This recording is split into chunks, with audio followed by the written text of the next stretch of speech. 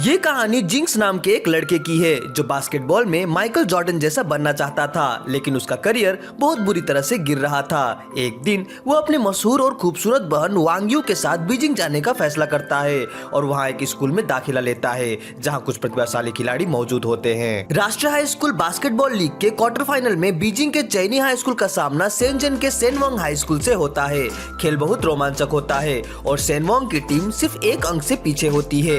खेल के अंतिम क्षणों में सेनवोंग के खिलाड़ी पांग काई को कॉर्नर शॉट मारने की कोशिश करते हुए चांग फांग ब्लॉक कर देता है, लेकिन पांग काई फिर से बॉल हासिल कर लेता है और अपने साथी को पास करता है जो तुरंत चांग फांग को बॉल देता है। चांग फांग शानदार जंप शॉट मारता है और अंक अर्जित करता है। सेनवोंग टीम भरसक प्रयास करती है लेकिन चेनी हाई स्कूल बढ़त बनाए रखता है।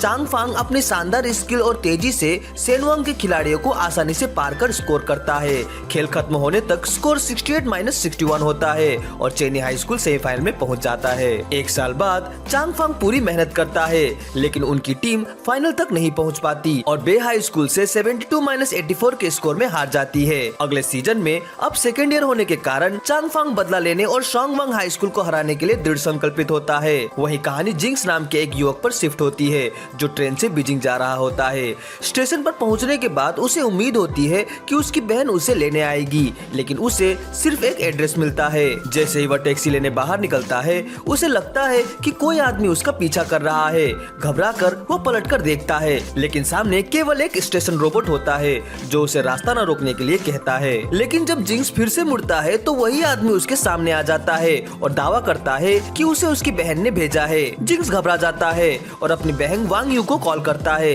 लेकिन वह कहती है कि उसने किसी को नहीं भेजा। यह सुनकर जिंक्स और भी ज्यादा असमंजस में पड़ जाता है। जिंक्स उस आदमी से बचने की कोशिश करता है लेकिन वह लगातार उसका पीछा करता रहता है।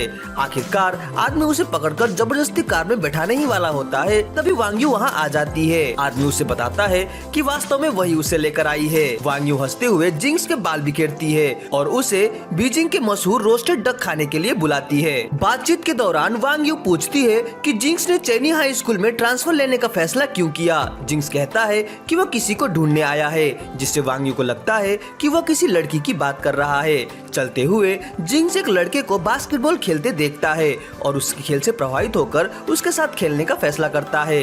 खेल खत्म होने के बाद जिंक्स उससे उसका फोन नंबर मांगता है, लेकिन लड़का बिना जवाब दिए चला जाता है। बाद में जब जिंक्स अपने घर पर होता है तो वह बैग से एक बास्केटबॉल निकालकर शेल्फ पर रखता है और अपना लैपटॉप खोलता है। लैपटॉप के वॉलपेपर पर चेनी हाई स्कूल के टीम की तस्वीर होती है जिसमें चांग फांग भी होता है। अगले दिन जिंक्स अपने स्कूल की यूनिफॉर्म लेने जाता है, लेकिन उसे पता चलता है कि गलती से उसे जिंग हाई स्कूल में दाखिला दे दिया गया है। नाराज होकर वो वांग यू को कॉल करता है, लेकिन वो इसे हल्के में लेती है। ओरिएंटेशन के दौरान उसकी मुलाकात चेन क्वान नाम के एक लड़के से होती है। चेनी हाई स्कूल की बास्केटबॉल टीम को प्रैक्टिस करते देख चेन क्वान एक योजना बनाता है। वो बेहोश होने का नाटक करता है और जिंक्स उसके लिए चिंतित होने का नाटक करता है। वे दोनों चुपके से दीवार फांदकर चेनी हाई स्कूल की बास्केटबॉल टीम देखने चले जाते हैं, लेकिन वहाँ उन्हें जिंग हाई स्कूल के एक खिलाड़ी का मजाक उड़ाया जाता हुआ दिखता है। इसे देखकर जिंक्स और चेन क्वान मदद करने के लिए तुरंत खेल में कूद पड़ते हैं। जिंक्स चेन क्वान की बास्केटबॉल क्षमताओं को देखकर प्रभावित होता है। भले ही वह अन्य खिलाड़ियों की तुलना में थोड़ा भारी था, जिंक्स ने उसे यह भी बताया कि वह उस खिलाड़ी को जानता है जिसने पिछली बार चेन क्वान को सेमीफाइनल तक पहुंचने में मदद की थी। इसके बाद उसने अपने मेंटर चांग फांग से सीखी हुई तकनीकों को याद करते हुए ड्रिबलिंग और दौड़ना शुरू किया। उसके मूव्स ने सभी का ध्यान आकर्षित किया और उसने टिप्पणी की कि अगर चेन हाई स्कूल के मुख्य खिलाड़ी अच्छा प्रदर्शन नहीं करते तो वह निराश होगा। जिंग हाई और चेन हाई की टीमों के बीच खेल रोमांचक होता जा रहा था। लोलो, जो जिंग हाई स्कूल की एक लड़की थी, अपने फोन से पूरे खेल को रिकॉर्ड कर रही थी। खेल के दौरान जिंक्स ने गेंद को ब्लॉक कर दिया और फिर चेन क्वान को पास कर दिया, जिसने तुरंत प्रतिद्वंदी टीम के क्षेत्र में ड्रिबलिंग शुरू कर दी। हालांकि चेन हाई टीम ने गेंद वापस लेने की कोशिश की, लेकिन जिंक्स ने इसे चुरा लिया और चेन क्वान को स्कोर करने में मदद की। खेल के दौरान गलती से जिंक्स की गेंद लोलो से टकरा गई, जिससे उसका फोन गिरकर टूट गया। वह घबरा गई, लेकिन कुछ वरिष्ठ छात्र जिंक्स और चेन क्वान को ओरिएंटेशन में वापस लाने के लिए आ गए। अगले दिन चेन क्वान और जिंक्स स्कूल के आंगन में बैठे हुए थे और अन्य छात्रों को विभिन्न क्लबों का प्रचार करते हुए देख रहे थे। चेन क्वान को इस बात का अफसोस था कि जिंग हाई स्कूल पढ़ाई पर अधिक ध्यान देता है लेकिन प्रतिभाओं को बढ़ावा नहीं देता। वहाँ हस्तलेखन, कॉमेडी, हानु और एआई प्रदर्शन से जुड़े कई क्लब थे लेकिन कोई भी खेल क्लब नहीं था। इससे वह काफी निराश हुआ। तभी कुछ लड़कियाँ एक हैंडसम लड़के यानमो के पास दौड़कर गई। जिंक्स ने उसे पहचान लिया क्योंकि उसने उसे बास्केटबॉल कोर्ट पर देखा था जब वह पहली बार बीजिंग आया था। उसे और भी आश्चर्य हुआ जब उसने सुना कि यानमो जिंग हाई स्कूल का एक जीनियस छात्र माना जाता है। बाद में जिंक्स अपनी बहन से फोन में बात करता है और स्कूल के नामांकन में हुई गलती के बारे में बताता है। उसने अपनी बहन को बताया कि उसका इरादा चेन हाई स्कूल में स्थानांतरित होने का था लेकिन वांग्यू ने उसे गलती से जिंग हाई में भर्ती करा दिया। इसी बीच लोलो जिंक्स के पास आई और नाराजगी जताई कि उसका फोन टूट गया। जिंक्स ने माफी मांगना चाहा लेकिन लोलो ने इस पर जोर दिया कि उसे फोन का हर्जाना देना होगा। जिंक्स ने उसे समझाया कि वो अपनी बहन के साथ स्कूल ट्रांसफर को लेकर बहस कर रहा है और अभी पैसे देने में असमर्थ है, लेकिन उसने वादा किया कि वह 2 दिनों में पैसे चुका देगा। लेकिन लोलो ने इसे ठुकरा दिया और धमकी दी कि वह उसकी बहन से बात करेगी। जब जिंक्स ने 3 दिनों में पैसे लौटाने का प्रस्ताव किया तो लोलो को अचानक एक विचार आया। उसने जिंक्स से कहा कि अगर वह जिंग हाई स्कूल के बास्केटबॉल क्लब में शामिल हो जाए तो वह मुआवजे का मांग छोड़ देगी। जिंक्स को यह सुनकर आश्चर्य हुआ। इसी बीच चेन क्वान और गाओ, वह छात्र जिसे उसने पहली बार बास्केटबॉल कोर्ट पर देखा था, वे भी क्लब में शामिल होने को तैयार हो गए। लोलो ने जिंक्स को रजिस्ट्रेशन फॉर्म पकड़ाया और उसे भरने का आग्रह किया लेकिन जिंक्स ने इसे ठुकरा दिया। उसने स्पष्ट किया कि वो पैसे देकर मामले को सुलझाना चाहता है क्योंकि उसकी असली इच्छा चांग हाई स्कूल के बास्केटबॉल टीम में शामिल होने की थी, न कि जिंग हाई में। यह सुनकर लोलो को गुस्सा आ गया क्योंकि वह चेंग हाई स्कूल से नफरत करती थी। उसने बताया कि चेंग हाई स्कूल के छात्र अक्सर जिंग हाई का मजाक उड़ाते हैं, खासकर खेल प्रतियोगिता के दौरान।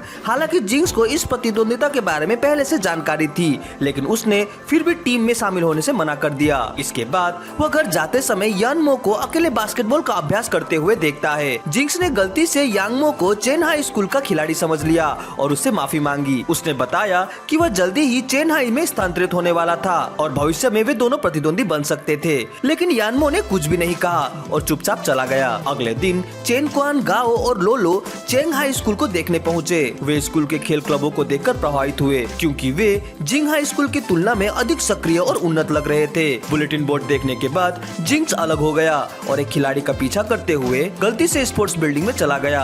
वहाँ उसने एक खिलाड़ी को देखा जिसे वह चांगफांग समझ रहा था। दूसरी ओर लोलो और चेन क्वान ने बास्केटबॉल कोर्ट ढूंढ लिया। वे कोर्ट की चमकती लकड़ी की फर्श और उच्च स्तरीय सुविधाओं से प्रभावित हुए। चेन क्वान उत्साह से उपकरण आजमाने लगा लेकिन लोलो ने उसे सतर्क रहने के लिए कहा।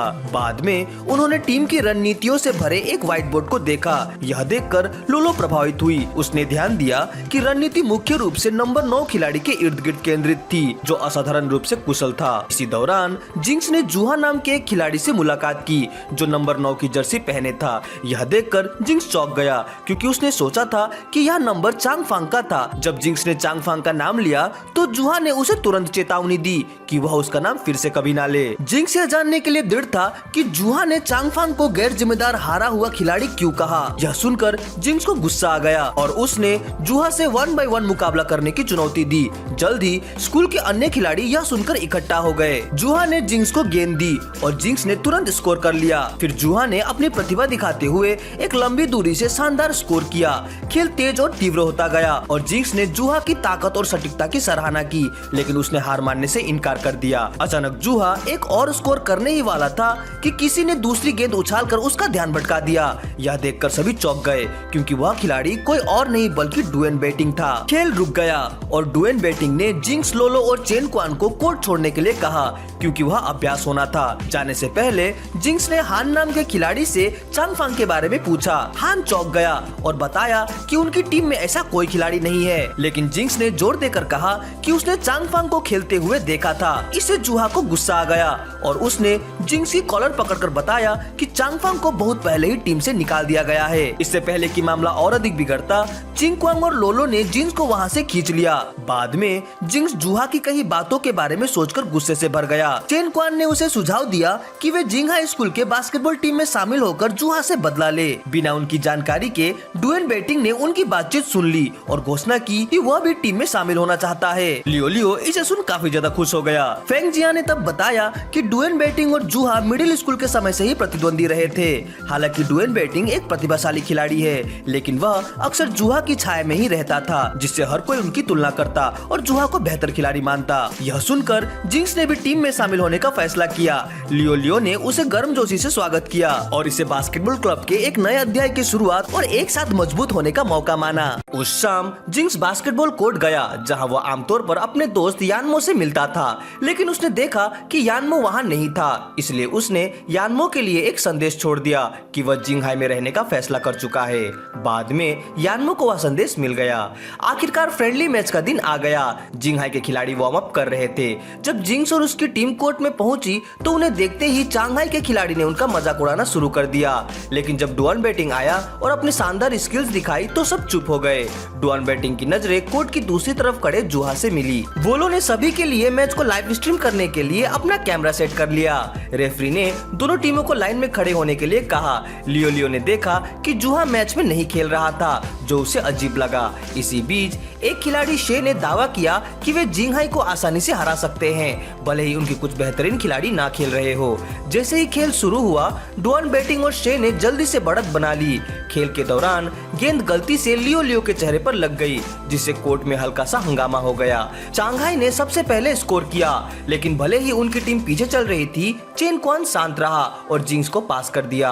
डुआन बेटिंग ने तेजी से पास को इंटरसेप्ट कर लिया और गेंद को चांगहाई की तरफ ले गया। उसकी मजबूत उपस्थिति से शो डर गया और डुआन ने स्कोर कर मैच को बराबरी पर ला दिया। स्कोर करने के बाद जिंक्स ने डुआन बेटिंग की तारीफ की, लेकिन डुआन बेटिंग ने मना कर दिया और खेल पर ध्यान देने का फैसला किया।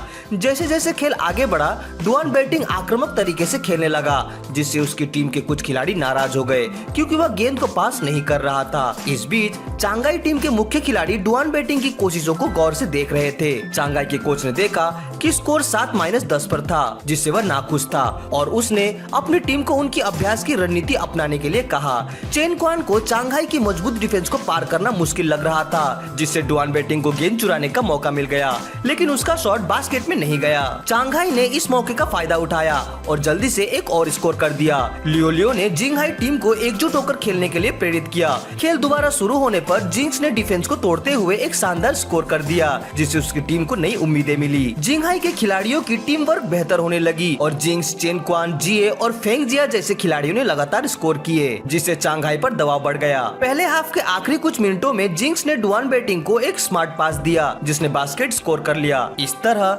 जिंगहाई ने पहले हाफ को 31-30 की मामूली बढ़त के साथ खेल खत्म किया। इसी बीच जिंगहाई स्कूल में एक क्लासरूम में छात्र अपने बास्केटबॉल टीम की बढ़त के बारे में चर्चा कर रहे थे। क्लासरूम के पीछे बैठा यानमो चुपचाप सुन रहा था। दूसरा हाफ शुरू होते ही जिंक्स और उसकी टीम फिर से खेलने के लिए कोर्ट में लौट आई। चांगहाई के जूहा ने भी खेल में हिस्सा लिया और डुआन बेटिंग उसके खिलाफ खेलने के लिए उत्साहित था। दोनों खिलाड़ियों के बीच जबरदस्त टक्कर हुई। हर कोई खेल पर नियंत्रण पाने की कोशिश कर रहा था। जब डुआन बेटिंग ने शॉट लगाने के लिए छलांग लगाई तो जूहा ने भी उछलकर उसका शॉट ब्लॉक कर दिया और जिंगहाई की रक्षा के खिलाफ एक काउंटर अटैक शुरू कर दिया। डुआन बेटिंग गुस्से में जूहा के पीछे दौड़ा। उसे उसके पुराने तानों का जवाब देना था, लेकिन जूहा डुआन बेटिंग से ऊंचा कूदा और आसानी से बास्केट कर दिया। उनकी प्रतिद्वंदिता और ज्यादा तेज हो गई, लेकिन धीरे धीरे जिंगहाई पिछड़ने लगी और चांगहाई ने 45-31 से बढ़त बना ली। कोर्ट के बाहर लियो यह सब निराश होकर देख रही थी, क्योंकि जिंगहाई की टीम संघर्ष कर रही थी। यहाँ तक कि डुआन बेटिंग भी दबाव में आ गया था। जब डुआन बेटिंग ने जूहा को ब्लॉक करने की कोशिश की तो उसे अपने अतीत की याद सताने लगी। उसके दिमाग में आवाजें गूंजने लगी जो उसे घमंडी और खराब खिलाड़ी कह रही थी। वो लड़खड़ा गया और रुक गया। जूहा ने उसे चिढ़ाते हुए कहा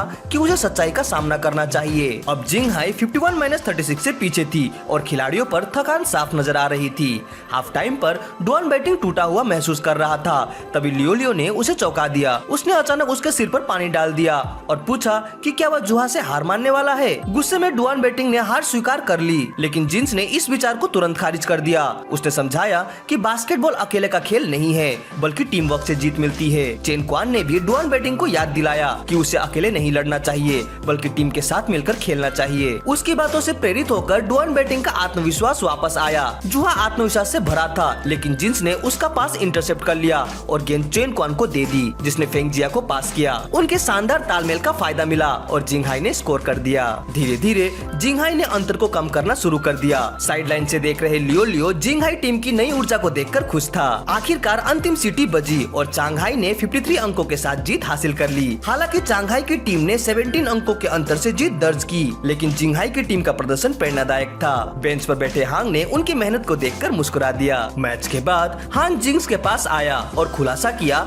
कि चांग फांग को निष्कासित नहीं किया गया था, बल्कि उसने स्कूल बदल लिया था। जिंक्स ने उसके अगले मैच के बारे में पूछा, जिस पर हान ने बताया कि अगला मुकाबला नेशनल हाई स्कूल लीग में होगा। उस दोपहर जिंक्स यानमो से अपने पसंदीदा कोर्ट पर मिला और हार से निराशा व्यक्त की। उसे लगा कि अगर उन्हें थोड़ा और समय मिलता तो वे जीत सकते थे। जब उसे पता चला कि यानमो ने लोलो की लाइव स्ट्रीम देखी थी, तो उसने जिद की कि अगर यानमो टीम में होता तो वे जरूर जीतते। हालांकि यानमो ने मैच को ज्यादा तवज्जो नहीं दी और कहा कि चांगहाई ने अपनी मुख्य टीम को मैदान में नहीं उतारा था। जब जिंक्स ने कहा कि वे नेशनल लीग में चांगहाई की मुख्य टीम का सामना करेंगे, तो यानमो ने उसे नासमझ कहकर उसकी योग्यता पर संदेह जताया। जाने से पहले यानमो ने जिंक्स को सलाह दी कि वह पहले क्वालिफाई करने पर ध्यान दे, लेकिन जिंक्स ने हार नहीं मानी। वह कोर्ट पर रुककर अभ्यास करता रहा और नेशनल लीग में जिंगहाई को पहुंचाने की कसम खाई। घर जाते समय जिंक्स एक कैफे में रुका, जहां उसने मेन्यू पर लिखी चीजों को देखा। काउंटर पर जाकर उसने सोया मिल्क और स्टीम्ड बन मंगवाए, लेकिन वे उपलब्ध नहीं थे। हैरानी में उसने डम्पलिंग्स मंगवाए। दुकान के मालिक ने बीजिंग की खास डिश फ्राइड लीवर आजमाने की सलाह दी। जिंक्स को यह दिलचस्प लगा, लेकिन उसे इसका स्वाद पसंद नहीं आया। तभी एक लड़का पैसू वहाँ आ गया और बड़े उत्साह के साथ अपना खाना खाने लगा। जिंक्स को हैरानी हुई जब पैसू ने उसे पहचाना। पैसू ने बताया कि उसके बड़े भाई ने उसे जिंक्स का गेम दिखाया था। जिंक्स को यह जानकर और भी मजा आया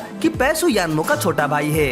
उत्साहित होकर जिंक्स ने पूछा कि यानमो ने उसके प्रदर्शन के बारे में क्या कहा था। बदले में जिंक्स ने पैसू के लिए आइसक्रीम खरीदी और फिर से वही सवाल किया, लेकिन पैसू ने टालमटोल करते हुए अपना आइसक्रीम खत्म करने के लिए समय मांगा। जब वह जाने लगा तो जिंक्स ने उसके बाल पकड़ लिए। पैसू ने गुस्से से कहा कि वह यानमो से शिकायत करेगा, लेकिन जिंक्स निश्चित था और उसने मजाक में कहा कि यानमो को यहीं बुला लो। अचानक पैसू ने इशारा किया कि यानमो पास ही अपने माँ के साथ खड़ा है। तनाव महसूस कर पैसू ने जिंक्स को छिपने के लिए एक पेड़ के पीछे ढकेल दिया। इसी बीच यानमो अपनी छिपी हुई बास्केटबॉल लेने घर से बाहर आया था, लेकिन उसकी माँ ने उसे पकड़ लिया। वह गुस्से में थी कि यानमो ने बास्केटबॉल खेलने के लिए झूठ बोला था, जबकि उन्हें पियानो क्लास के लिए निकलना था। रास्ते में यानमो ने कुछ लड़के को बास्केटबॉल खेलते देखा। पैसू ने उसे बुलाया और खेलने के लिए आमंत्रित किया। जब यानमो ने पैसू को जिंक्स के साथ देखा तो वह चौंक गया। उसने पूछा, तुम दोनों एक दूसरे को कैसे जानते हो? जिंक्स ने मुस्कुराते हुए यानमो को बास्केटबॉल दिखा दी, लेकिन यानमो ने खेलने से मना कर दिया और चुपचाप चला गया। पैसू ने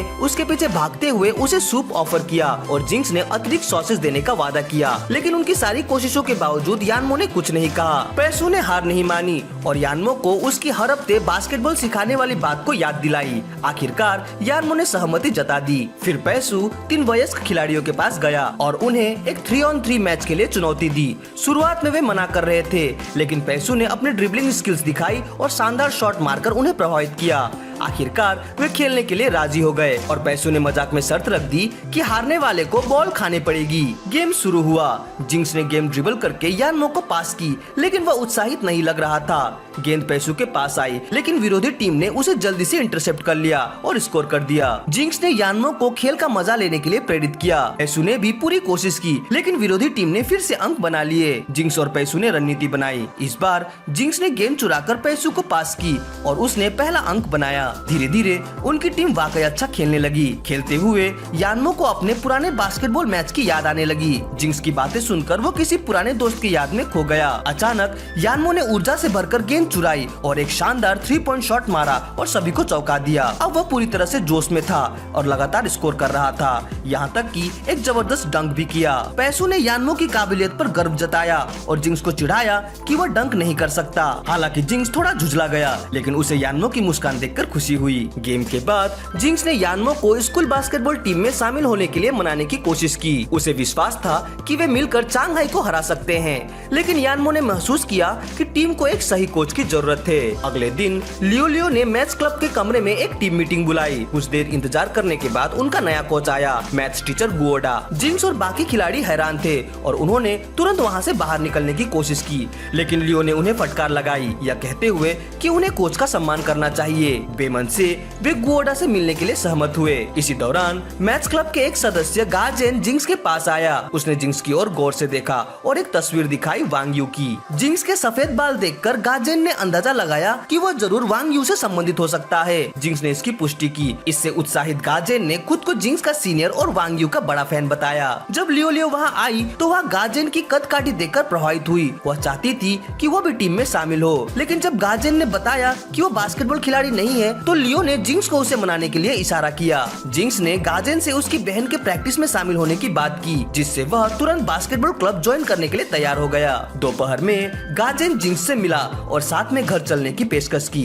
जिंक्स ने यानमो को दूर खड़ा देखा और इसे बहाना बनाकर वहाँ से निकल गया। उनकी गलित क्लास एक ही थी। जिंक्स ने गुस्से से कहा कि उसे गुओडा जैसे कोच की जरूरत नहीं, बल्कि किसी अनुभवी कोच की जरूरत है। लेकिन यानमो जिंक्स की सोच से असहमत था। उसने बताया कि गुओडा को बास्केटबॉल से प्यार है और उसे सम्मान मिलना चाहिए। जिंक्स ने तर्क दिया कि टीम में अनुभव की कमी है और उन्हें नेशनल हाई स्कूल लीग में क्वालिफाई करने के लिए एक एक्सपर्ट कोच की जरूरत है। पर यानमो ने जोर देकर कहा कि गुओडा अच्छा कोच बन सकता है और जिंक्स को दूसरों के जुनून का सम्मान करना सीखना चाहिए। रात को जिंक्स ने बास्केटबॉल टीम के ग्रुप चैट में देखा कि लियो ने अगले दिन की प्रैक्टिस के लिए सबको बुलाया था। अगली सुबह जब टीम कोर्ट पर इकट्ठा हुई तो उन्होंने वहाँ नए बास्केटबॉल शूज देखे। पहले सभी को लगा कि यह प्रिंसिपल की तरफ से कोई गिफ्ट है, लेकिन लियो ने बताया कि गुओडा ने अपनी खुद की कमाई से यह जूते खरीदे थे। डुआन बैटिंग को संदेह हुआ कि गुओडा उन्हें रिश्वत देने की कोशिश कर रहा है, लेकिन गाजेन ने अपनी कहानी साझा की, कैसे वह बचपन में बास्केटबॉल से प्यार करता था लेकिन कभी टीम का हिस्सा नहीं बन सका। उसकी भावनात्मक कहानी सुनकर पूरी टीम प्रभावित हो गई। टीम ने अभ्यास के दौरान और ज्यादा जोश दिखाया। गुओडा ने अपने पीठ दर्द होने के बावजूद शानदार स्कोर किया, जिससे सभी प्रभावित हुए। नई ऊर्जा के साथ टीम ने नए जूते और जर्सी पहनकर कड़ी मेहनत से ट्रेनिंग की। आखिरकार जिंक्स ने गुओडा को अपना कोच मान लिया। मैच से एक रात पहले वांग यू ने जिंक्स की बेचैनी को नोटिस किया और उसे शॉपिंग में चलने का सुझाव दिया, लेकिन जिंक्स ने मना कर दिया और आराम करने का फैसला किया। फिर भी वह सो नहीं सका क्योंकि उसका दिमाग उसके खतरनाक प्रतिद्वंदी लिंगहुआन हाई स्कूल के बारे में सोचता रहा, जो अपने आक्रामक खेल के लिए मशहूर था। अगले दिन जिंग हाई स्कूल की टीम नर्वस महसूस कर रही थी। चेन क्वान भावुक था क्योंकि यह उसका पहला लीग मैच था, जबकि गाजेन इस बात को लेकर चिंतित था कि वांग यू शायद मैच देखने के लिए आए। इसी दौरान लियो ने जिंक्स को पूरी रात जागने के लिए डांटा। उधर जूहा और उसकी चांगहाई की टीम यह मैच देखने के लिए पहुंची, जिसे देख लियो हैरान रह गया। यानमो और पैसो भी वहां मौजूद थे। अचानक लिंगहुआन टीम का खिलाड़ी हाईकुआन यांगमो से मिला, लेकिन यानमो ने उसे नजरअंदाज कर दिया और पैसो को साथ में सीट ढूंढने के लिए कहा। गुस्से में हाईकुआन ने यानमो को रोकने की कोशिश की, लेकिन जिंक्स बीच में आ गया और हाईकुआन को चेतावनी दी कि वह यांगमो पर दबाव न डाले। हाउ ने जिंक्स का मजाक उड़ाया और कहा कि वह यानमो को अपना दोस्त क्यों बुला रहा है। फिर उसने जिंक्स की जर्सी का कॉलर पकड़ लिया, लेकिन रेफरी ने बीच में आकर उन्हें रोक दिया और दोनों को चेतावनी दी। मैच शुरू हुआ।